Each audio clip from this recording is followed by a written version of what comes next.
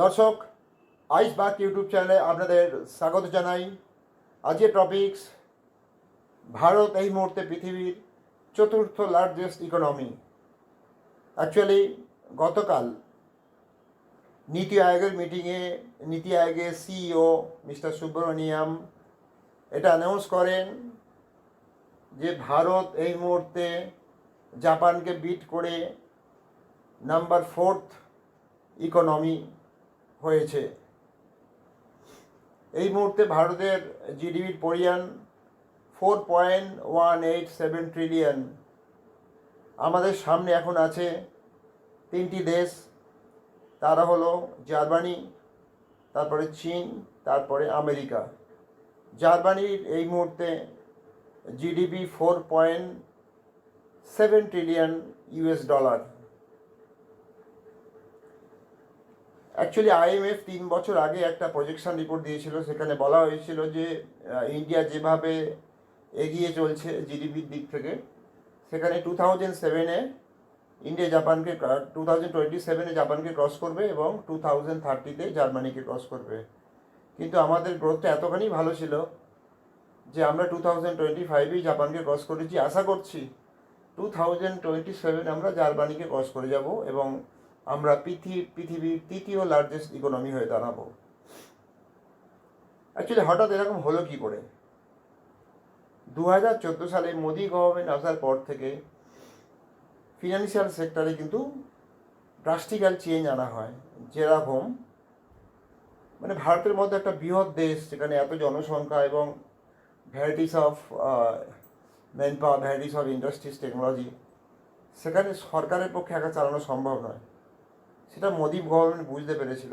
সেই জন্য Modi government private সংস্থাকে নিয়ে একসাথে চলছিল।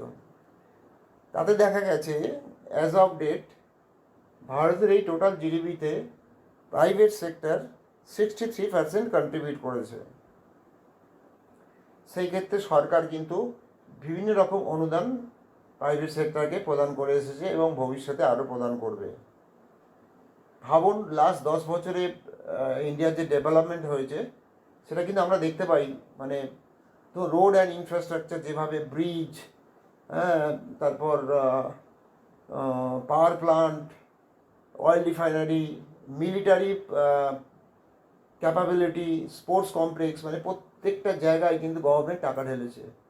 শুধু তাই না, গরিবদের জন্য আবাস যোজনা থেকে আরম্ভ করে যতগুলো স্কিম ছিল প্রত্যেকটা স্কিমে কিন্তু টাকা ঢেলেছে গভর্নমেন্ট। এই নয় যে শুধু মিলিটারিতে টাকা ঢেলেছে, গরিবদের জন্য কিছু ঢালেনি, তা নয়।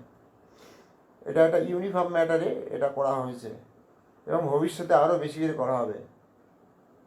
তবে এই এত ভালোর মধ্যে একটা বাজে খবর, সেটা হলো কয়েকদিন আগে আমাদের দেশেরই একজন রাজ্যের মুখ্যমন্ত্রী ইউরোপে যে বলেছে, ইউরোপ যখন জিজ্ঞাসা করছে যে আমরা ভারত এত তারাক্কি করছে, মানে দুর্বার গতিতে জিডিপি এগিয়ে যাচ্ছে, আপনার কি মনে হয়?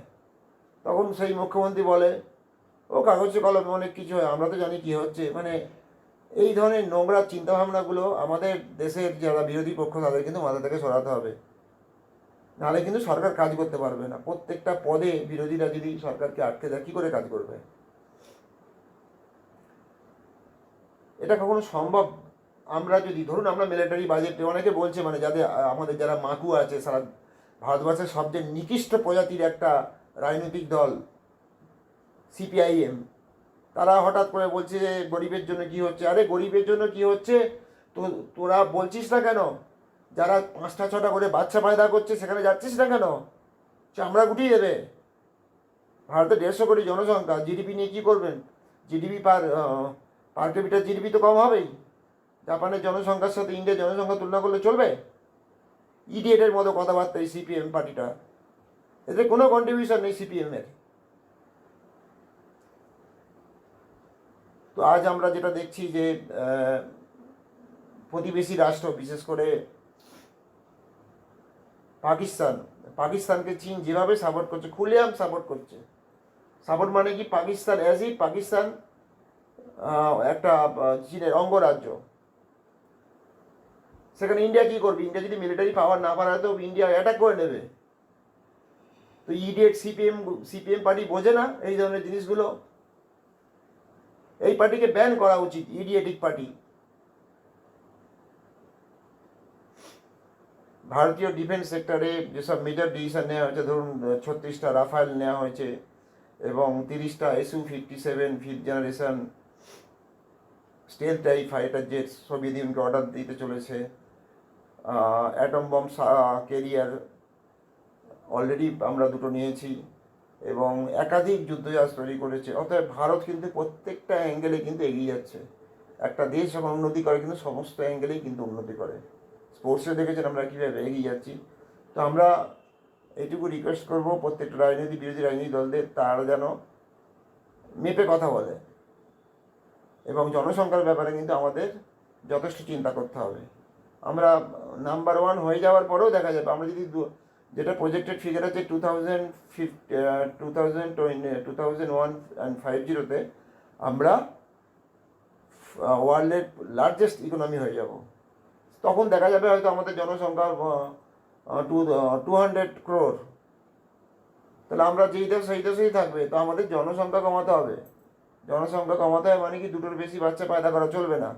এই জায়গায় সবাইকে এখন কাজ করতে হবে, নাহলে কিন্তু এই দেশটা কিন্তু যে তিমিরে ছিল সেই তিমিরেই থাকবে। এক শ্রেণীর লোক বিশাল বড় লোক হয়ে যাবে, আর যারা গরিব আরও বড় লোক হয়ে যাবে। আর যার ক্যাপাসিটি নেই খাওয়াবার 5টা 6টা করে বাচ্চা পয়দা করে যাচ্ছে। কেন? যারা ট্যাক্স দিচ্ছে তারাই কি এই বাচ্চাদের তারা ঠিকা নিয়ে রেখেছে নাকি? তো দর্শক, আজকের জন্য এই পর্যন্ত। যদি ভিডিওটা ভালো লাগে তাহলে একটা লাইক দেবেন, আর আমার চ্যানেলে যদি প্রথম হয়ে থাকেন তাহলে চ্যানেলটি সাবস্ক্রাইব করে পাশে থাকা বেল আইকনটা ক্লিক করে অলে ক্লিক করবেন। জয় হিন্দ, বন্দে মাতরম।